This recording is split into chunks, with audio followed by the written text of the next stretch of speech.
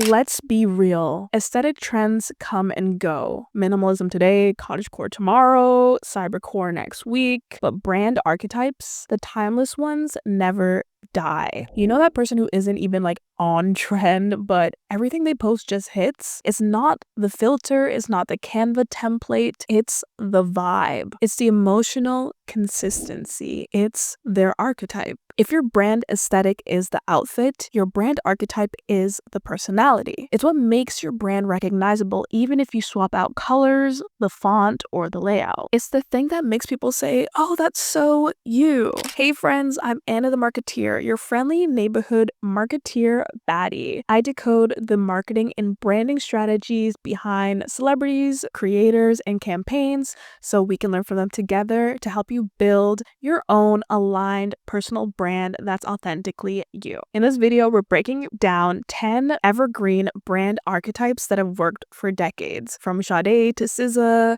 from Beyoncé to Zendaya, and I'll show you how you can borrow traits and vibes from these archetypes to build your own personal brand, even if you're just getting started. But first, many of you watching these videos are not subscribed to my channel. Don't be rude. If you've been enjoying my videos, please subscribe to the channel and turn that bell on so you can continue to support the channel and get weekly breakdowns like this. And if you join my newsletter, Marketer's Memo, you'll get a free download of my authentic branding checklist that you can use today to help you figure out how to brand authentically. And you can also listen to these episodes on Spotify as well. Everything is in the description below. Now, let's get into it. What is a brand archetype? A brand archetype is the core personality that your brand expresses over time. But instead of boxing you in, it helps to anchor your vibe. Think of it this way. A brand aesthetic is how you look. A brand archetype is how you make people feel. It's emotional, consistent, and often subconscious. A brand archetype is not a niche, it's not a design style, and it's not a trendy sound or caption format. However, a brand archetype is a recognizable personality, a consistent emotional through line, and a long-term energy that you own. For example, let's look at Taylor Swift. She's a strategist. Her career moves are chess-like and calculated, but she's also an icon because of her scale, her polish, and her global presence. So her font can change, like every album it really does, and her outfits and, the eras, they all change all the time. But her emotional promise always stays the same, and that's what anchors people to her. So when you know your brand archetype, content becomes so much easier to create and more cohesive and instantly recognizable. So now let's get into the 10 evergreen brand archetypes. So these archetypes have shown up again and again across decades and industries in pop culture with certain, important figures. And the goal here is not to copy them. You just have to understand the essence of them. And I'm going to give you specific tips for each archetype and how you can embody them in yourself with whatever you're trying to create, whether you're an artist or creative or an entrepreneur as well. The first archetype is the icon. The vibe here is power, polish, presence, leadership, legacy. Some examples of this, who comes to mind: Beyoncé, Taylor Swift, Celine Dion, Michael Jackson. We can go on and on here. Leave some people in the comments that also come to mind for these archetypes as we go through them. So why does this brand archetype work? So icons move with gravity. Everything they drop feels important, whether it's a surprise album or a brand partnership. Their brand presence adds weight to the moment. Audiences associate them with excellence, command, and longevity. So for creatives who are trying to embody the icon energy, lean into consistency and high standards. You don't have to post consistently, but you do have to post intentionally. Own your space like it was built for you. Keep your visuals cohesive, your tone elevated, and your delivery confident. The second archetype we're going to look at is the muse.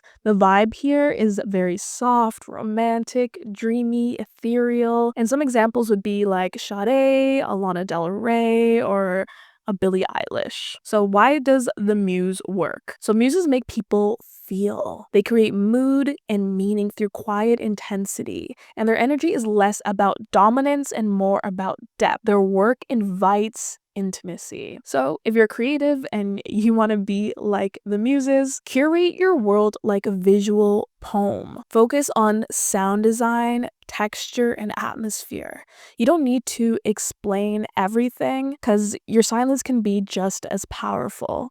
Let your visuals, captions, and tone create a spell that people want to live inside. The third brand archetype is the rebel. The vibe for these people is bold, disruptive, and unfiltered. So some examples would be like Ariana, Doja Cat, Charlie XCX, and the rebels work really well because they stay fresh, because they aren't afraid to piss people off. They don't wait for permission. Their brand is rooted in surprise, risk, and rawness, but always with some type of purpose behind it. So for creatives trying to embody the rebel archetype or essence, stop asking, will people like this? And start asking, is this true for me? Share the idea before it's perfect, and don't be afraid to break format.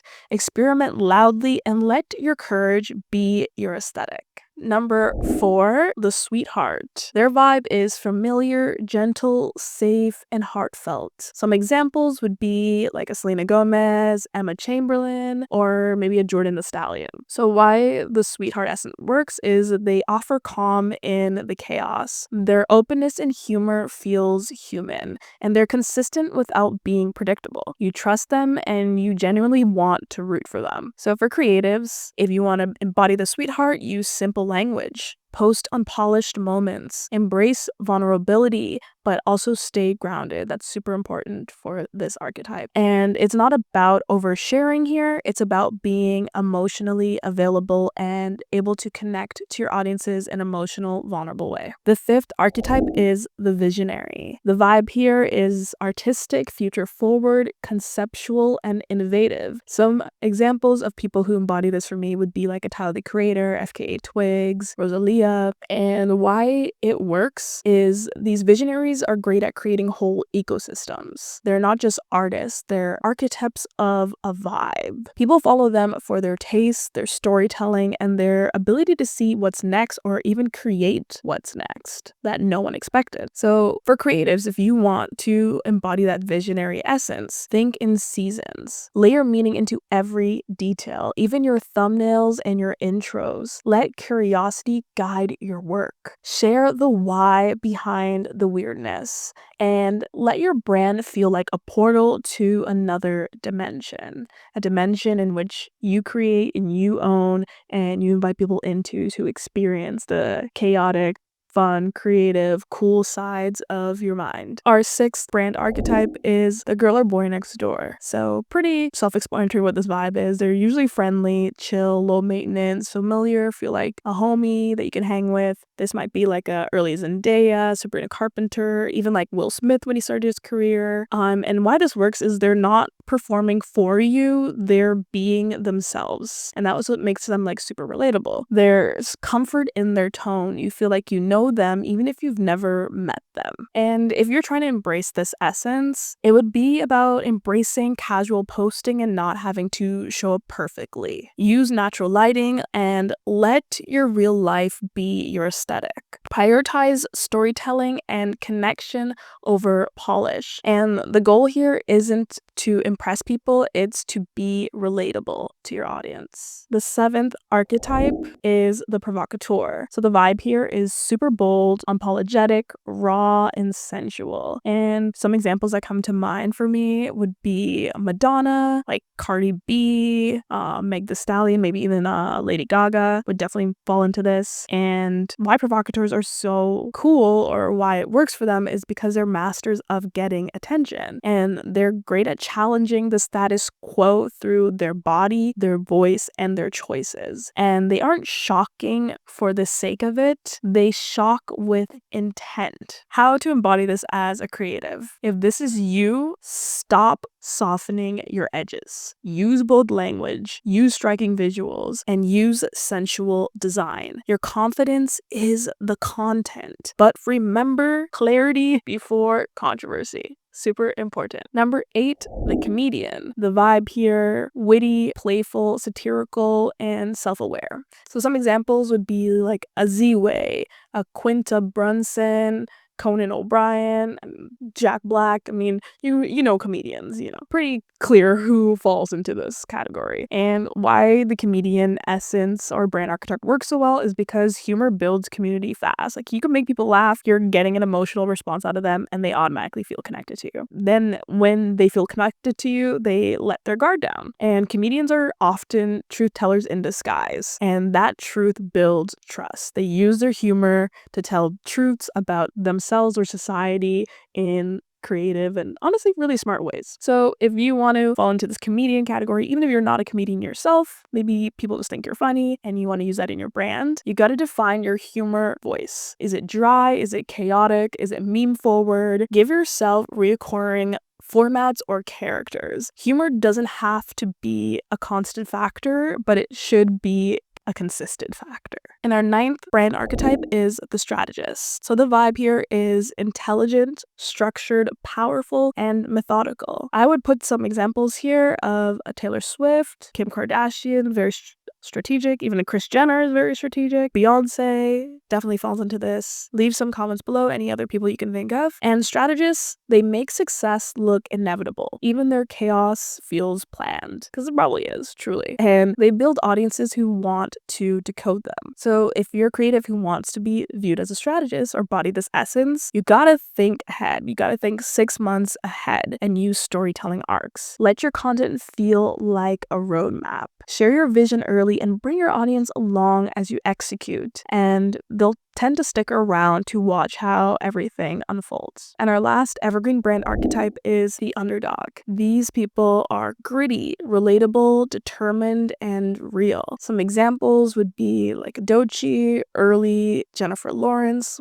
when she was in her Hunger Game days, or very early Cardi B when she was super raw and super unfiltered as she was coming up in the industry. And why this works is the underdog makes success feel possible for everybody. They let you in on the struggle, the grind, and their small wins, and their growth becomes your inspiration. So for creatives, you gotta document everything and celebrate progress. Don't hide your low views or awkward launches. That's the good part, and it lets people cheer for you when you do win. People don't want perfect, they just want proof that it's possible. And Doechii did this really well when she documented, her whole process of going through the artist's way on YouTube. And I believe that you could still find those videos up there now, but she fully documented that whole process. And now that she's, made it and got a Grammy, people are looking back on it, and it's very inspirational for other people. So how to use the archetypes in your brand. So here are some quick tips on how you can use these archetypes to build your own brand. 1, pick 1 to 2 that reflect your real life vibe. So this isn't a cosplay situation. Don't choose based on who you admire. Choose based on how you already show up.